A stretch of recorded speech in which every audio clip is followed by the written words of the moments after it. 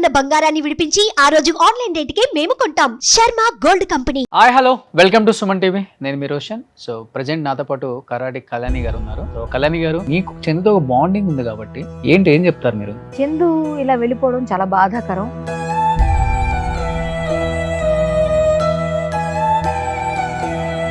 అన్నిటికన్నా ముందు ఆ పిల్లల్ని చూశాక నాకు నిజంగా ఆ విషయం ముందు తెలిస్తే డైవోర్స్ అవ్వకుండానే ఈ అబ్బాయి అలా వెళ్ళాడని చెడమడ తిట్టిపడేసి. త్రినైనిలో మీ చెల్లెలుగా చేసింది అన్నారు కాబట్టి పవిత్ర మనిషిగా ఎలా ఉంటుంది అసలు? ఆమె యారగెంట్ గా ఉంటుంది. నాకు మొన్న జీ తెలుగు కమిటీ ఏదో ఉత్సవం ఏదో చేశారు వాళ్ళు, దానిలో నేను డాన్స్ పిలిచారు నన్ను. అప్పుడు ఈవిడ నేను కలిసి పక్కన డాన్స్ చేశాను పవిత్ర. నేను అప్పుడు క్యారవాన్ లో కూర్చున్నప్పుడు మాట్లాడినప్పుడు ఎలా ఉన్నారు ఆయన అంటే, లేదండి అదేం లేదు అన్న, నేను చందుని పెళ్లి చేసుకున్నాను అన్నారు. ఈ అమ్మాయి వదిలేసాడని తెలిసిన తర్వాత మాత్రం అబ్బాయి మీద మామూలు కోపం రాలేదు. నేను ఒకటే అంట, ఆవిడ చావు ద్వారా ఈ అబ్బాయి చావుకు ముడిపెట్టాడు భగవంతుడు. చందు వైఫ్ మాటలు విన్నప్పుడు ఏమనిపించింది? నిజంగా మా తెలియదు. వెళ్ళం ఎన్ని భరించాలని భరించింది ఆవిడ. నెక్స్ట్ త్రినైని సెట్కి వచ్చి ఆవిడ కాళ్ళు పట్టి బ్రతిమాలిందండి ఆవిడ్ని, నా మొగుడిని వదిలే అని.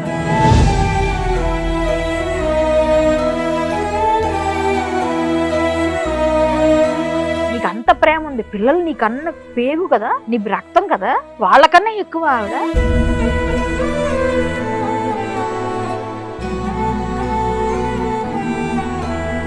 ఫైనాన్షియల్ గా కూడా బాగా వీక్ అయిపోయారు ఇప్పుడు. మీరు చెప్తున్నారుగా ఇప్పుడు ఎవరో మినిస్టర్ గారు ఆయన ఎవరో కానీ చేతిలో దండం పెట్టారు. చాలా గ్రేట్ సార్ మీరు. ఇప్పుడే నేను ఇంతకుముందు వచ్చేటప్పుడే కాల్ చేశారు, రోషన్ నీది ఇంటర్వ్యూ చూశాను, చాలా బాగా అనిపించింది, ఇలా ఎవరికి జరగకూడదు, కుదిరితే నువ్వు ఇంటికి వెళ్ళి మాట్లాడి డీటెయిల్స్ ఇస్తే ఇద్దరు పిల్లల్ని చదువు అయిపోయే వరకు నేను చదివిస్తాను. వాళ్ళ వైఫ్ మరీ చెప్పారు.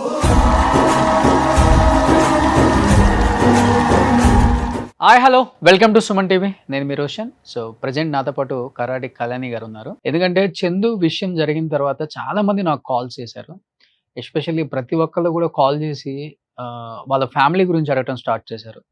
వైఫ్, కిడ్స్, సో ఏంటి ఫైనాన్షియల్గా వాళ్ళ పొజిషన్ అని కూడా. ఈవెన్ ఇప్పుడు ఈ ఇంటర్వ్యూ చేసే ముందు కూడా ఒక పొలిటీషియన్ కాల్ చేశారు, ఒక మినిస్టర్, పేరు చెప్పొద్దు అన్నారు.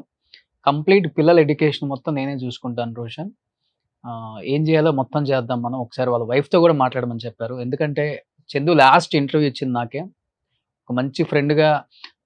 నిజంగా తనకి మోటివేషన్ ఇచ్చే అవకాశం అంటే ఇచ్చే అవసరం కూడా లేదు, అంత ధైర్యంగా ఉండే వ్యక్తి అలా చనిపోవడం నిజంగా చాలా చాలా చాలా చాలా బాధాకరం ఇండస్ట్రీకి. ఇది చాలా మంది ఇళ్లలో ఇది టచ్ అయింది అని చెప్పుకోవచ్చు. ఫస్ట్ ఆఫ్ ఆల్ చందుతో పాటు యాక్ట్ చేశాడు కాబట్టి కరాటే కళ్యాణ్ గారు. అండ్ నేను ఇంటర్వ్యూ చేసే టైంలో కూడా ఆమె కాల్ చేశారు, ఆమె మెసేజ్లే మీకు మొన్నటి వరకు కూడా అన్ని సోషల్ మీడియాలో బాగా వైరల్ అయింది కూడా. తనతో బాండింగ్ ఎలా ఉంటుంది, అసలు తను చనిపోయే ముందు ఏం మాట్లాడారో తన మాటలో తెలుసుకుందాం. సో కళ్యాణి గారు, నిజంగా అంటే బుల్లితెర లేకపోతే పెద్ద తెర తేడా లేకుండా ఈ రోజు ప్రతి ఒక్కళ్ళకి టాలెంట్ ఉన్న వాళ్ళకి ఫ్యాన్స్ అనే వాళ్ళు కోకోలలు అయిపోయారు. రీసెంట్ గా చూసుకుంటే చిరంజీవి గారి మదర్, మన నిరుపమకు కానీ లేకపోతే ఆర్కే సాగర్, వీళ్ళందరికీ ఫ్యాన్ అయ్యి కూడా ఆమె కూడా టీజర్ రిలీజ్ చేశారు ఇంటికి పిలిచి మరి. సో అంతమంది ఫ్యాన్స్ ని కైవసం చేసుకొని నిజంగా ఒక చిన్న చిన్న తప్పిదాల వల్ల ఈరోజు లైఫ్ పోగొట్టుకుంటున్నారు. కుటుంబాలను ఆలోచించట్లేదు, తల్లిదండ్రులను ఆలోచించట్లేదు, ఇలా చేస్తున్నారు. ఇంకా సమాజం ఇలానే ఉందా, ఇలానే ఉంటుందా, ఎందుకు ఇలా తయారైందనే మాట మీద ఎక్కువ చర్చ జరుగుతుంది. అండ్ నేను ఇక్కడ చందుని చేశాను, తర్వాత వాళ్ళ కుటుంబాన్ని చేశాను. అసలు నాకు ఎక్కడా ఏం అర్థం అవ్వలేదు, ఏంటి ఎలా అయింది, ఎవరు ప్రేమించారు, ఎవరితో కలిసి ఉంటున్నారు, ఎవరి పిల్లలు ఎవరితో మమేకమై ఉన్నారు, ఏం అర్థం అవ్వట్లేదు. అండ్ మీకు చందుతో ఒక బాండింగ్ ఉంది కాబట్టి చందు ఆ టైంలో అలా చేసేటప్పుడు కూడా మీ చాటింగ్ అంతా కూడా బాగా వైరల్ అయింది. అండ్ నేను వెళ్ళినప్పుడు మీతోనే మాట్లాడుతున్నాను ఫోన్ లో, నాకు మోటివేషన్ చేసే వాళ్ళు ఫోన్ చేసినా కానీ నేను తీసుకోలేకపోతున్నాను అని చెప్పి కూడా. ఏం చెప్తారు మీరు? చందు ఇలా వెళ్ళిపోవడం చాలా బాధాకరం. ఒక 8 సంవత్సరాలుగా నాకు అబ్బాయి పరిచయం ఉన్నాడు. ఒక సీరియల్ నా అనుచరుడి క్యారెక్టర్ అనమాట తంది. నేను విలను, నా పక్కన అనుచరుడి క్యారెక్టర్. ఇంకోటి ఏంటంటే మోరోవర్ మేము మాట్లాడుకునేటప్పుడు నేను చందు ఓ యాదవ్ అని పిలిచేదాన్ని. శ్రీనివాస్ యాదవ్ అని ఒకటి ఉంటుంది చూసారు, ఒక డైలాగ్ ఉంటుంది ఒక సినిమాలో శ్రీహరి గారికి. అలాగా నేను ఓ చందు యాదవ్ అనేదాన్ని. దాంతో తనకి ఏంటంటే మీరు ఒక్కరే ఎలా పిలుస్తారండి, నేను యాదవ్ అని ఎవరికి తెలియదు అనేవాడు. అంటే మేము కొంచెం అలా కావాలని ఆట పట్టించేవాళ్ళం. అబ్బాయి డెడికేషన్ గా వర్క్ చేసేవాడు. చాలా గట్టిగా ఏదైనా సీన్ ఇస్తే అబ్బాయిని కొట్టే సీన్ అయినా, కింద పడే సీన్ అయినా, దొర్లే సీన్ అయినా చాలా కమిటెడ్ గా చేసేవాడు. చాలా బాగా మంచి ఆర్టిస్ట్. కానీ ఆ 8 సంవత్సరాలు మేము చేసినప్పుడు కానీ ఈ అబ్బాయి పనికి వస్తాడు, మంచి హైట్ పర్సనాలిటీ ఉన్నాడు కదా, ఫ్యూచర్ లో ఎప్పుడైనా విలన్ అయ్యే అవకాశాలు ఉన్నాయని అందరూ అనుకున్నాం. చిన్న బుల్లితెర పైన ఏదైనా మంచి మంచి పొజిషన్కి వస్తాడు అని. యాక్ట్ చేశాడు కదా 2-3 సీరియల్స్ నా పక్కనే. నేను విలను మెయిన్ లీడ్ క్యారెక్టర్ చేసేదాన్ని సీరియల్స్ లో. అప్పుడు నా పక్కన ఒక అనుచరుడు ఉంటాడు కదా ప్రతి విలన్ కి, అందులో ఈ అబ్బాయి ఉండేవాడు. ఈ అబ్బాయి తర్వాత ఇంకొక అబ్బాయిని కూడా, తర్వాత ఈ అబ్బాయి తర్వాత ఇంకొకరిని పెట్టారు తర్వాత కొన్ని సీరియల్స్ లో. సో 2-3 సీరియల్స్ చేసాం మేము. ఈ 390లో కూడా నా పక్కన ఫస్ట్. ఓకే, నేను బిగ్ బాస్ కి వెళ్లే ముందు 390 చేశాను. అది మానేసి నేను 390 పవిత్ర క్యారెక్టర్ ఫస్ట్ మీరేనా? కాదండి, 390లో అమ్మాయి నా సిస్టర్ క్యారెక్టర్ పవిత్ర. వీళ్ళందరూ మా ఇంటికి వస్తారు. ఈ చందు నా అసిస్టెంట్. 390లో నేను చేసేప్పుడు బిగ్ బాస్ కి వెళ్ళిన ముందు అనమాట ఇది చెప్తుంది స్టోరీ. అప్పుడు వీళ్ళిద్దరు ఫ్రెండ్స్ కూడా కాదు, నా పక్కన అసిస్టెంట్ చందు. 390లో ఆమె నాకు సిస్టర్ క్యారెక్టర్. ఇద్దరు పరిచయం కూడా లేదు అప్పుడు? లేదు, ఫస్ట్ టైం పరిచయం నాకు. వీళ్ళిద్దరికి పరిచయం కూడా లేదు అప్పుడు. నేను అప్పుడు 390లో చేసేప్పుడు నా ఇంట్లో పెళ్లికి వీళ్ళంతా వస్తారు. మొత్తం హీరోయిన్ అప్పుడే హీరోయిన్ అక్కడ ఎంట్రీ అవుతుంది. మా ఊర్లో ఉన్నట్టు అనమాట హీరోయిన్. సో వీళ్ళందరూ, ఈ సత్య ఉంది కదా ఆ అమ్మాయి కూడా 390లో చేసింది. సో వీళ్ళంతా కలిసి చేసేప్పుడు చందు కూడా నాతో చేసేవాడు. ఆ దూరంగా కూర్చుని ఉండేవాడు అందరితో మాట్లాడుతూ. పవిత్ర గారికి పరిచయం కూడా లేదు అబ్బాయికి అప్పుడు. తర్వాత కొన్ని రోజుల తర్వాత నేను 390 మానేశాను. బిగ్ బాస్కి వెళ్ళి వచ్చిన తర్వాత అన్ని సీరియల్స్ మానేసిన తర్వాత నాకు మొన్న జీ తెలుగు కమిటీ ఏదో ఉత్సవం ఏదో చేశారు వాళ్ళు. దానిలో నేను డాన్స్ పిలిచారు నన్ను. విలన్స్ అందరికి ఒక డాన్స్ పెట్టారు, కామెడీ డాన్స్. అప్పుడు ఈవిడ నేను కలిసి పక్క పక్కన డాన్స్ చేసాం పవిత్ర నేను. అప్పుడు క్యారవాన్ లో కూర్చుని మాట్లాడినప్పుడు మీ హస్బెండ్ ఎలా ఉన్నారు, పిల్లలు ఎలా ఉన్నారు అని ఈవిని అడిగా.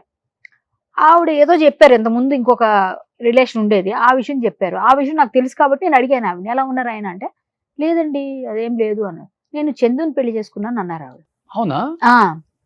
చందు, ఏ చందు అన్నాను. మీకు తెలుసు కదా చందు, ఏ చందు అంటే ఫోటో తీసి చూపించింది. అప్పుడు దాకా వీళ్ళిద్దరు పెళ్లి చేసుకుని నాకు తెలీదు.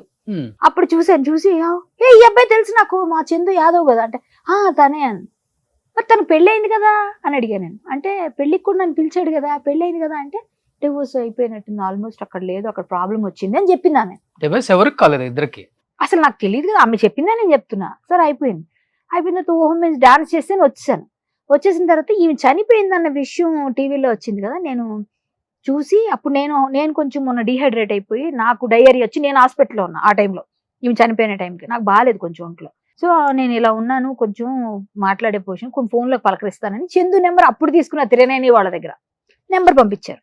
ఆ నెంబర్ తీసుకుని చందుకు కాల్ చేశారు. చేసి ఏం చందు ఏంటి ఇలా అయిపోయిందంటే, చచ్చిపోయిందండి పవిత్ర చచ్చిపోయింది, నాకు 4 hours తర్వాత తెలిసిందని బాధ ఏడ్చేస్తున్నాడు.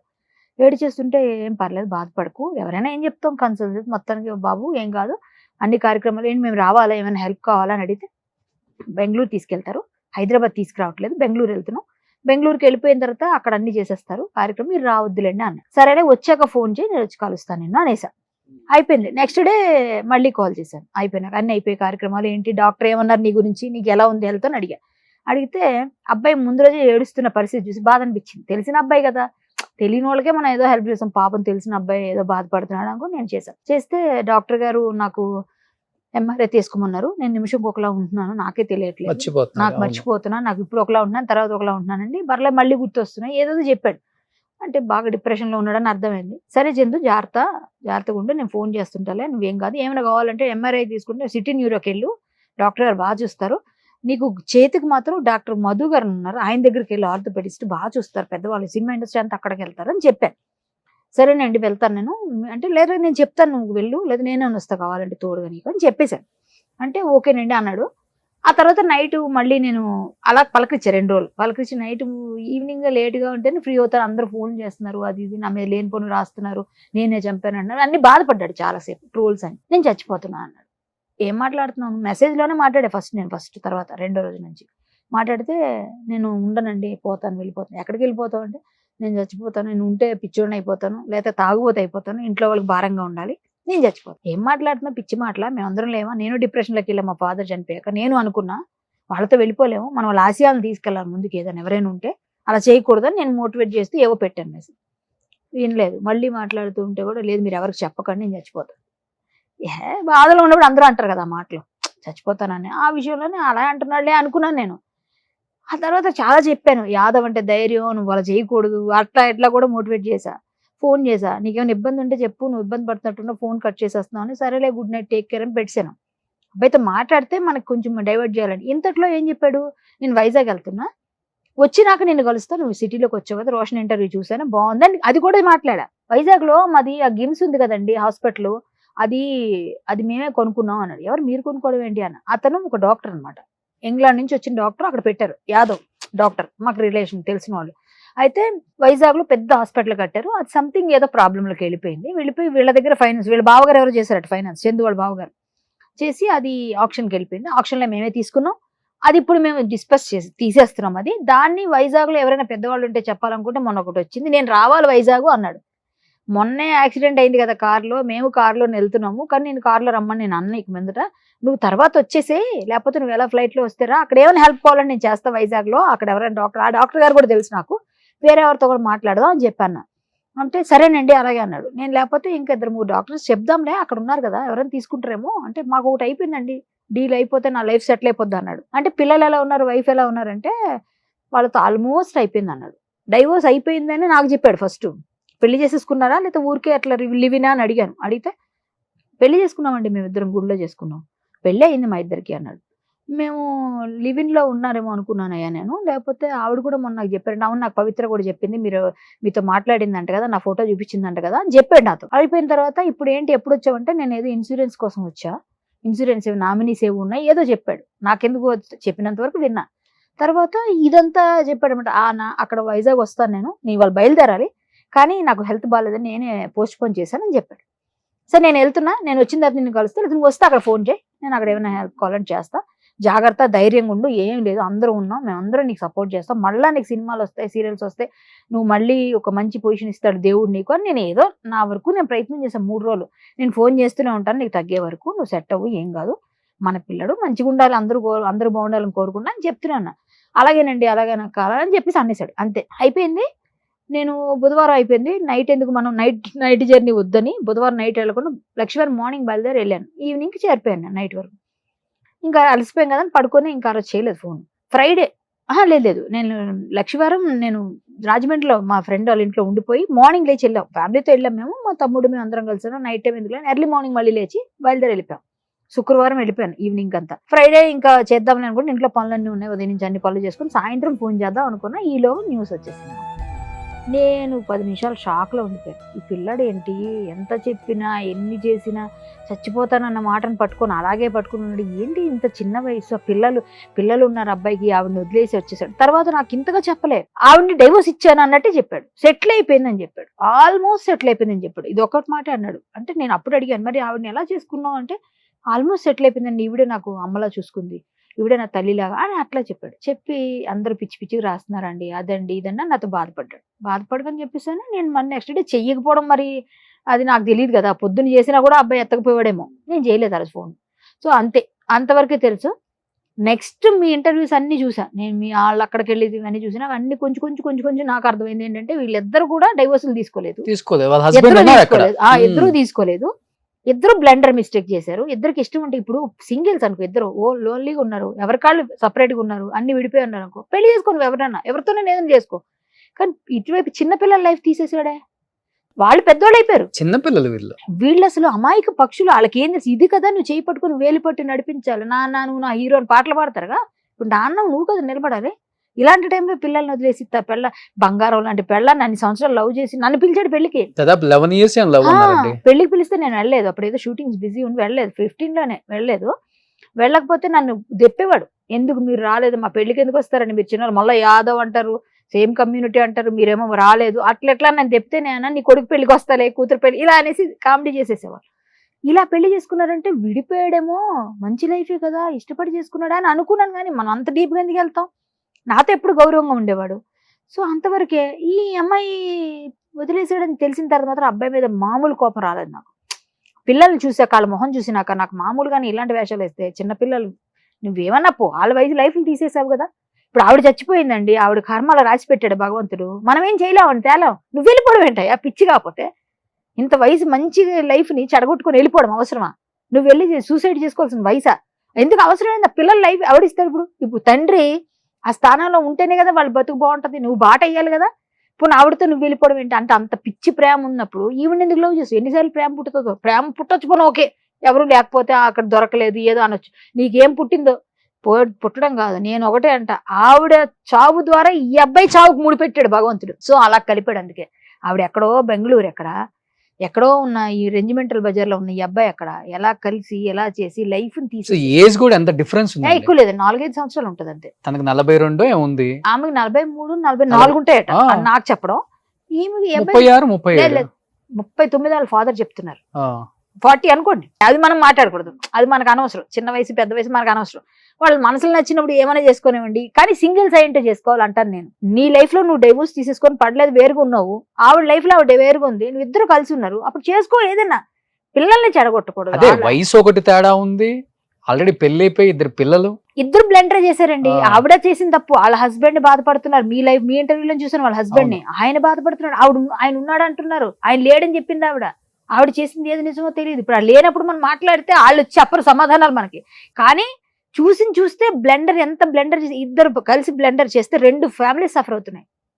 వీళ్ళిద్దరు చేసిన దానికి ఇటువైపు అమ్మ నాన్న పిల్లలు, అటువైపు ఆ పిల్లలు, అటువైపు ఆ తల్లిదండ్రి సఫర్ అయిపోతున్నారు ఫుల్ గా. వీళ్ళిద్దరు చేసిన బ్లెండర్. చందు వైఫ్ మాటలు విన్నప్పుడు ఏమనిపించింది? నిజంగా మా తెలియదు. ఒక విధంగా ఏంటంటే పెళ్ళం ఎన్ని భరించాలని భరించింది ఆవిడ. తాళి కట్టినోడు ఇష్టపడినోడు, ఆవిడ నిజంగా ఇష్టపడింది అతన్ని, ఆవిడ నిజంగా ప్రేమించింది కాబట్టి కొడితే అంత కొడుతుంటే భయంకరంగా కొడతాడంటండి. ఈవెన్ పవిత్రని కూడా కొట్టాడు అనేసి త్రినైని సెట్ లో చెప్తున్నారు. ఆవిడ త్రినైని సెట్కి వెళ్ళి పవిత్రంగా కొట్టేవాడా? ఈ కొట్టడం తాగితే ఏమన్నా చేస్తాడు. మీ అబ్బాయి మేబీ కొంచెం మందుకు అడిక్ట్. నాతో మెసేజ్ లో కూడా అదే ఉంది కదా, తాగుబోతే అయిపోయి పిచ్చోడిని అయిపోతా అది ఇదని. మరి తాగుతున్నప్పుడు అబ్బాయికి తెలియదేమో అది. నెక్స్ట్ త్రినైని సెట్కి వచ్చి ఆవిడ కాళ్ళు పట్టి బ్రతిమాలిందండి ఆవిడ్ని, నా మొగుడిని వదిలేను. అవునా? అది నాకు మొన్న చెప్పారు వేరే వైఫ్ వెళ్ళి వద్దండి నేను బతిమాలిందంట వాళ్ళందరూ, నా మొగుడు నాకు ఇచ్చేటట్టుగా అడిగి చూడండి సినిమాలు చూపించినట్టుగా అడిగిందంట. ప్రతి ఒక్కరిని బెగ్ చేసిందంట అక్కడ. నాకు ఈ అమ్మాయి అప్పుడు ఈ అబ్బాయిని తీసేశారు, త్రినైనిలో తీసేశాక నేను ఈవిడ గొడవ చేసిందంట, అతను లేకపోతే నేను యాక్ట్ చేయనంట. నేను అతను లేకపోతే నేను చేయలేకపోతున్నాను అనేసి కొంచెం గట్టిగా ఫైట్ చేస్తే అయినా సరే వీళ్ళు గట్టిగానే మాట్లాడి అబ్బాయిని పెట్టుకోలేదు. అందుకే చెప్తున్నాడు చూసారు 1.5 year నేను ఇంట్లో కూర్చుంటే అమ్మాయి పోషించింది. ఎందుకు తీశారు? వీళ్ళిద్దరు ఇది సెట్ లోనే ఓవర్ చేసేవారంట. ఆ తర్వాత మీరు ఇలా చేస్తే కుదరదంటే కొన్ని రోజులు మామూలుగా ఉన్నారు, మళ్ళీ స్టార్ట్ అయిందంట. అప్పుడు తీసేశారు. తీసేసినప్పుడు వాళ్ళ వైఫ్ వచ్చి బతిమాలుకునేదట. ఇంటికి వెళ్ళేవాడు కాదంట, మాట్లాడేవాడు కాదంట, ఆమె సరిగ్గా చూసేవాడు, వెళ్ళా కొట్టేవాడంట. ఒకవేళ ఇంటికి వచ్చినా ఆవిడ గురించి మాట్లాడేవాడంట, పిల్లలకి అదే చెప్పేవాడంట. కానీ అబ్బాయికి ఏదో హెల్త్ ప్రాబ్లం కూడా ఉందని కొంతమంది అంటున్నారు, వాళ్ళ వైఫ్ చెప్పాలి. ఆయన కూడా అన్నాడట ఆవిడకి హెల్త్ ప్రాబ్లం ఉంది, గుండెలో హోల్ ఉందని ఇతను చెప్పేవాడు అని చెప్తారు. ఒక్కొక్కరు కూడా చెప్తున్నారు, ఏది నిజం మనకి. ఎంత లక్షణంగా ఉంది శిల్ప మంచి అసలు చదువుకున్న అమ్మాయి. ఆ అమ్మాయి పెట్టించిందట సాఫ్ట్వేర్. ఈ అమ్మాయి సాఫ్ట్వేర్ నాకు చెప్పడం ఏంటంటే సాఫ్ట్వేర్ అని చెప్పాడు నాకు. ఈ అమ్మాయి పెట్టించిందట అప్పట్లో, చెప్పాడు మాతో. మేము ఇక్కడ షూటింగ్ చేసేవాళ్ళం, అందులో షూటింగ్ చేసేప్పుడు అబ్బాయి చెప్పేవాడు నాకు, నేను సాఫ్ట్వేర్ అండి, చాలా మంచి పొజిషనే ఉంది మాకు, మాది మిడిల్ క్లాస్ ఫ్యామిలీ, కానీ నేను మా వైఫ్ మా అమ్మాయి కూడా సాఫ్ట్వేరే, మేము పెళ్లి చేసుకుంటున్నాము అని చెప్పాడు. పెళ్లికి నన్ను పిలిచాడు, నేను వెళ్ళలేదు. కానీ ఆ అమ్మాయిని చూశాక నాకు ఆ పిల్లల్ని చూశాక, అన్నిటికన్నా ముందు ఆ పిల్లల్ని చూశాక నాకు నిజంగా ఆ విషయం ముందు తెలిస్తే డైవోర్స్ అవ్వకుండానే ఈ అబ్బాయి అలా వెళ్ళాడని చెడమడ తిట్టిపడేసేదాన్ని చందుని. ఎందుకంటే నాకు ఆ చనువు ఉంది. ఆ పిల్లడు మాతో కలిసి చాలా సినిమాలు సీరియల్స్ చేసినప్పుడు మనకు బాగా తెలుసు కాబట్టి నేను తిట్టినా పడతాడు కూడా కాబట్టి నేను తిట్టేసేదాన్ని ఖచ్చితంగా. ఎందుకంటే ఆ పిల్లల మొహాలు చూసినాక చిచి ఏంటి ఇలా చేశాడు, వీడు నిజంగా అసలు ఇంత పిరుకోడు అనుకోలేదు. చచ్చిపోతాడు, అసలు చచ్చిపోవాల్సిన అవసరం ఉంది. లైఫ్ని తీసుకుంటాడా ఒక ఆడదాని కోసం? ఓకే, నీకు అంత ప్రేమ ఉంది, పిల్లలు నీకన్న పేగు కదా, నీ రక్తం కదా, వాళ్ళకన్నా ఎక్కువ ఆవిడ. ఇప్పుడు ఓకే, నీకు అంత అమర ప్రేమ, అది అమర ప్రేమ అయితే మాత్రం, అమర ప్రేమ అయితే మీరు అమర ప్రేమికులే కావచ్చు, ఏమైనా కావచ్చు. ఇదేంటండి, తల్లిని మన పిల్లల్ని వదిలేసి ఒక అమాయకురాలు పెళ్లి చేసుకొని అన్ని సంవత్సరాలు లవ్ చేసి పెళ్లి చేసి అమ్మాయిని వదిలేసి నువ్వు చేసే ఘనకార్యం ఇదా? దేనికి పొందడం కుదరట్లేదు కళ్యాణి గారు. ఇప్పుడు నేను బెంగళూరు వెళ్ళినప్పుడు వాళ్ళ పిల్లలు చెప్పారు, వాళ్ళిద్దరి మధ్య ఉన్న బంధానికి పేరు ఏంటంటే ఫ్రెండ్స్ అని చెప్పారు. కానీ పవిత్రాన్ని అడిగితే పెళ్లి చేసుకున్నానని చెప్పింది, చందుని అడిగినా పెళ్లి చేసుకున్నానని చెప్పారు అంటున్నారు మీతో. అసలు ఎక్కడ దేనికి? అంటే వాళ్ళ హస్బెండ్ నేను వదిలేసానని ఏమో చెప్పింది, కానీ మా ఇద్దరి మధ్య చాలా మంచి బాండింగ్ ఉంది, మళ్ళీ పెళ్ళం కావాలంటే ఆవిడే కావాలి, మళ్ళీ ఇంకో జన్మ అంటూ ఉంటే పవిత్రానే కావాలి, మేమిద్దరం ఫ్రెండ్స్ లాగా ఉంటాం అని ఆయన చెప్పాడు.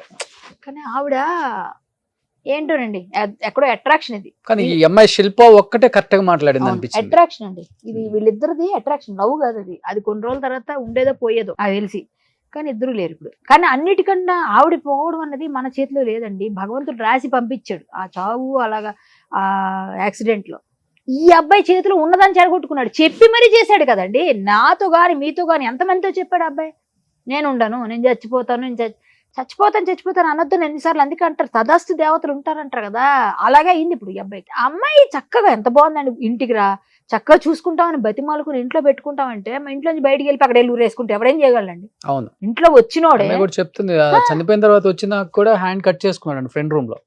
చూసారా, నేను బతకలేను అంటున్నాడు, నాతో కూడా అది చెప్పాడు. ఆమె లేదండి నేను ఉండను, వేసి నేను ఉండి పిచ్చోడిని అయిపోతాను. ఏంటంత అసలు అసలు ఏం అర్థం. నేను ముందు అనుకున్నాను నిజంగా వీళ్ళిద్దరు పెళ్లి చేసుకున్నారేమో, డైవోర్స్ తీసేసుకొని ఆవిడైతేనో పోన్లే వాళ్ళ లైఫ్ ఏదో ఆవిడ పోయింది, ఆవిడ ఆత్మకు మంచి శాంతి చేకూరాలైనా ఇలాగే పెట్టాను మెసేజ్, ఇలాగే మాట్లాడా, ఫోన్లో వెళ్ళిపోకూడదు వాళ్ళతో మనం అని చాలా మోటివేట్ చేశాను. వింటేనా త్రినైనిలో మీ చెల్లెలుగా చేసింది అన్నారు కాబట్టి పవిత్ర, ఆ తర్వాత మనిషిగా ఎలా ఉంటుంది అసలు ఆమె? యారగెంట్ గా ఉంటుంది ఆవిడ. అరగంటేనా? యారగెంట్ అంటే నాకు స్టార్టింగ్ లో మాత్రం యారగెంట్ గా అనిపించింది, తర్వాత పరిచయం అయినాక మాట్లాడిందేమో, కానీ ముందు మాత్రం అట్లా అట్లా యాటిట్యూడ్ ఉంటుంది ఆవిడకి. ఉంటది అంటే ఆ టైంలో నాతో ఫస్ట్ ఇంటరాక్షన్ లో అలా ఉండేది యాటిట్యూడ్. ఆవిడ కొంచెం మంచిగా ఉంటారు, బట్ యాటిట్యూడ్ చూపిస్తుంది ఆమె, కానీ కనిపించరు, మన దగ్గర చూపించరు, కానీ బయట ఎవరి దగ్గరైనా కొంచెం చూపిస్తుంది. మాతో చూపించడానికి ఏంటంటే ఆవిడకి కొంచెం సీనియర్స్, ప్లస్ అది కాకుండా నాకు రెమ్యూనరేషన్ ఎక్కువ అక్కడ అందరికన్నా. నేను గెస్ట్ లాగే తీసుకున్నారు, తర్వాత మళ్ళీ దాన్ని కంటిన్యూ చేయమని చెప్పారు, కానీ నేను బిగ్ బాస్ నుంచి వచ్చాక నేను కొంచెం అడిగా ఎక్కువ, దానివల్ల అవ్వలేదు. ఆవిడకి తక్కువ ఉంటుంది, మెయిన్ లీడ్ చేసుకున్నప్పుడు తక్కువగా తీసుకుంటారు, మనకన్నా ఆవిడకి రెమ్యూనరేషన్ తక్కువే. నా డ్రెస్సులు నా నగలు అన్ని రిచ్గా ఉంటాయి ఎప్పుడు. సో ఏంటంటే ఆవిడ అన్ని మేము మాట్లాడుకున్న నగలు వాటి కోసమే మాట్లాడతారు. జనరల్ గా కూర్చుంటే సెట్లు, ఇది ఎక్కడ కొన్నారు, ఇది ఎలా బాగుంది, కలర్ బాగుంది, నేను ఇదే కలర్ వేసుకుంది అనుకున్నాను, సేమ్ అయిపోతున్నాను, ఇలాంటివే ఉంటాయి మాటలు. తర్వాత ఎప్పుడైనా ఏం చేస్తారు పిల్లలు, ఎంతమంది పిల్లలు, ఎంతమంది ఏం చేస్తున్నారు, వాళ్ళు ఏం చదువుతున్నారు, ఇవే కదా అడుగుతాం. అలా మాట్లాడుకున్నాం. అప్పుడు కొంచెం ఫస్ట్ లో నేను తెలియనప్పుడు, నా గురించి తెలియనప్పుడు ఆవిడ ఎవరో అన్నట్టు ఇట్లా చూసి, తర్వాత వాళ్ళు పరిచయం చేసిన తర్వాత ఇది ఇవి సంథింగ్ సో అండ్ సో కామే. కానీ బయట వాళ్ళు చెప్తారు, నేను విన్నది చూసాను, కొంచెం అంతగా ఏమి మింగిల్ అవ్వరు ఫస్ట్ లో. అంటే ఎవరైనా ఆవిడ చెప్పింది ఎలా ఉంది, నేను చాలా లో నుంచి వచ్చానని చెప్తున్నారు కదా ఇంటర్వ్యూలో, ఆవిడ ఇంటర్వ్యూస్ చూస్తే అలా ఉన్న వాళ్ళకి అసలు ఉండకూడదు, డౌన్ టు ఎర్త్ ఉన్న వాళ్ళకి. ఇప్పుడు చిన్న ప్లేస్ నుంచి మనం పైకి ఎదిగామన్నప్పుడు అందరినీ అక్కడ నుంచి వచ్చానని ఉండాలి కదా, ఆ యారగెన్సీ ఉండేది. బట్ క్లోజ్ అయితే మరి అలా మంచిగా ఉంటారు. కొన్ని విషయాల్లో ముందు కొన్ని రోజులు అనిపించింది, తర్వాత నుంచి ఇప్పుడు మంచిగా మాట్లాడుతుంది. ఇప్పుడు మొన్న కలిసి జీ తెలుగులో చాలా కళ్యాణి గారు అట్లే, ఆ తర్వాత బాగానే అయిపోయింది. ముందులో ఉండింది కొంచెం యారగెన్సీ ఉంది, నా దగ్గర ఏదో చూపించలేక ఉందనే చెప్తారు అంతే. కానీ కేవలం అంటే మొత్తం చూస్తుంటే ఇదంతా సీరియల్స్ లో ఎలా జరుగుతుంది, ఎపిసోడ్లు సినిమాలలో ఎలా ఉంటుందో అలానే ఉంది స్టోరీ. అంటే ఇలా ఉండకూడదు మనం జీవితంలో అనే ఒక గుణపాఠం అయితే ప్రతి ఒక్కరికి నేర్పించిందండి. ఎగ్జాంపుల్ కి ఇది చెప్పుకోవచ్చు మనం. ఇప్పటికి ఎవరైనా ఇలాంటి రిలేషన్స్ లో ఉండి, ఎవరైనా ఉంటే వైఫ్ ఉంటుండగా వేరే వాళ్ళతో రిలేషన్స్ ఉండి ఇట్లాంటి చాలా మంది ఉంటారు కదా. ఒక టైం వచ్చేసరికి రియలైజేషన్ ఉంటది వాళ్ళలోనో వీళ్ళలోనో. చందుకు ఆ రియలైజేషన్ వచ్చి ఉంటే ఈరోజు చందు ఒక పొజిషన్ లో పిల్లలకి తండ్రిగా నిలబడి ఉంటే ఆవిడ లైఫ్ బాగుండేది, శిల్పది పిల్లల లైఫ్ బాగుండేది. ఇప్పుడు శిల్ప లైఫ్ ఏంటండి, నిజంగా చాలా బాధ అనిపిస్తుంది. శిల్ప లైఫ్ ఫైనాన్షియల్ గా కూడా అంటే ఎక్కువ మరి 30,000 పంపించేవాడంట. ఫైనాన్షియల్ గా కూడా బాగా వీక్ అయిపోయారు ఇప్పుడు. మరి వాళ్ళకి ఎవరైనా సపోర్ట్ చేస్తే బాగుంటది, ఏదైనా ప్లాన్ చేయాలి, చూద్దాం ఏం జరుగుతుందో. కాకపోతే ఏంటంటే మీరు చెప్తున్నారుగా, ఇప్పుడు ఎవరో మినిస్టర్ గారు వాళ్ళంతా చూసి ఆయన ఎవరో కానీ చేతిలో దండం పెట్టాలి. ఆ మినిస్టర్ గారు నిజంగా వాళ్ళ పిల్లలు చదివించి, వీలుంటే తెలంగాణ గవర్నమెంట్ వాళ్ళకి ఇల్లు లేదు, ఆ పిల్లలతో ఆవిడ ఉండాలి అంటే ఆవిడకి ఏమి తెలియదు కదా, సొంత ఇల్లు లేదు. ఒక చిన్న ఇల్లు ఇచ్చారు అనుకోండి, ఏదన్నా గవర్నమెంట్ తలుచుకుంటే ఇవ్వగలుగుతుంది. ఏదన్నా ఇప్పుడు ఏదో డబుల్ బెడ్రూమ్ ఏదో ఉంటాయిగా, ఏదో ఒక ఇల్లు ఇచ్చో, లేకపోతే ఏదైనా విధంగా కొంచెం ఆవిడకి ఏదైనా ఉద్యోగం ఇచ్చేనా, ఏదైనా చదువుకుంది కాబట్టి ఉద్యోగం ఏదైనా ఇచ్చినా ఆ పిల్లల్ని చూసుకుంటే వాళ్ళ లైఫ్ బాగుంటది. తండ్రి ఎలాగా పోయాడు, పోలేండి భగవంతుడు ఇంకొకరి రూపంలో చేయించి ఏదో విధంగా అమ్మ మేము ఉన్నాం ఆసరా అని చెప్పేసి వాళ్ళకి ఏమైనా చేస్తే బాగుంటదని నేను అనుకుంటున్నాను.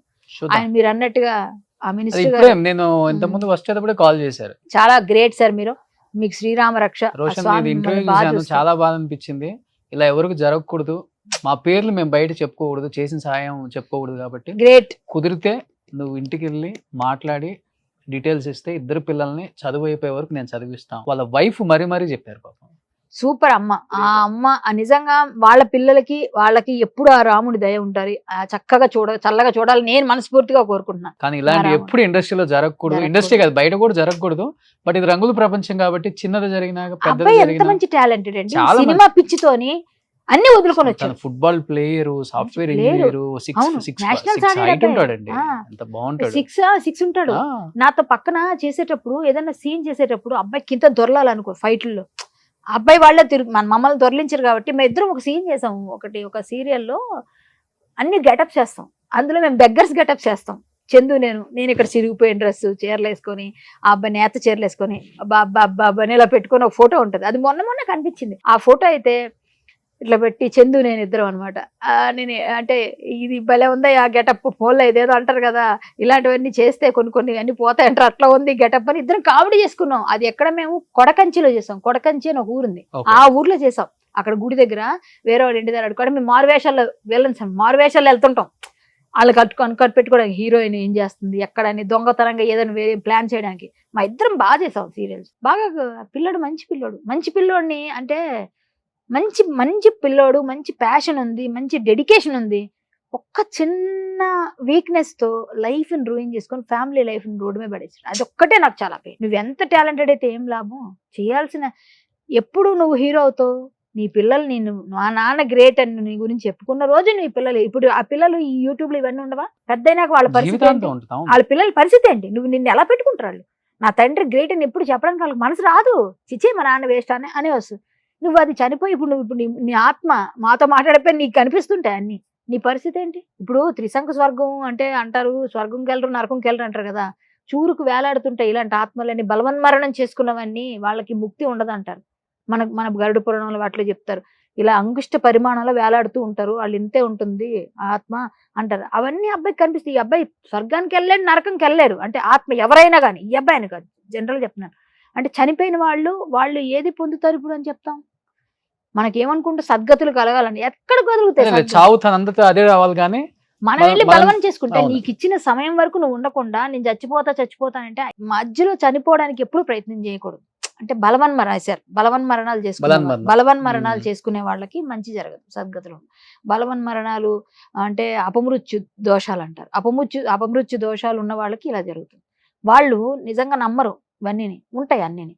వాటిని ఏదైనా చిన్న పూజలు చిన్న పరిహారాలు ఉంటే ముందు తెలుస్తుంటాయి మనకి, చేయించుకుంటుంటారు కొంతమంది చేయిస్తారు కదా. అపమృత్యు భయం అంటారు, అపమృత్యు దోషం, ఇవన్నీ అవే ఇలా చనిపోయిన వాళ్ళు ఇలాంటివన్నీ.